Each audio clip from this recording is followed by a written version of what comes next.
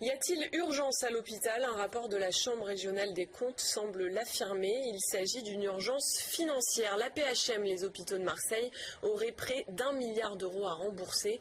Le rapport met en cause une mauvaise gestion. Son directeur, Jean-Paul Ségade, ainsi que sa femme chargée des affaires culturelles sont visés. Plus de 8 millions d'euros de primes auraient été accordés de façon irrégulière. Les explications de Marguerite Kioch. C'est un rapport non publié mais qui a déjà fuité dans la presse. Selon le Canard enchaîné, la Cour des comptes dénonce la gestion du directeur de la PHM, Jean-Paul Ségade. L'hebdomadaire raconte notamment qu'à la tête de la direction des affaires culturelles des hôpitaux de Marseille, on trouve une certaine Michèle Ségade, la femme du directeur général.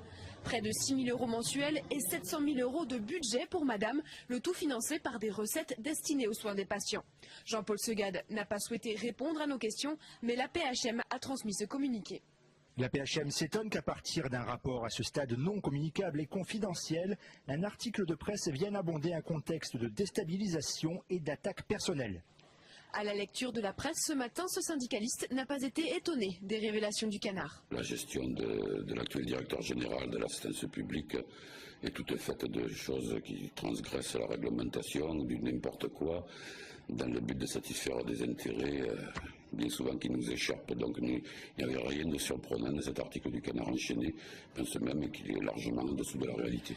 Des pratiques d'autant plus choquantes selon le syndicat que la PHM est en perpétuel déficit et que les conditions de travail des personnels se dégradent. Arrivé à la tête de la PHM en 2008, Jean-Paul Ségade avait pour mission de redresser les comptes.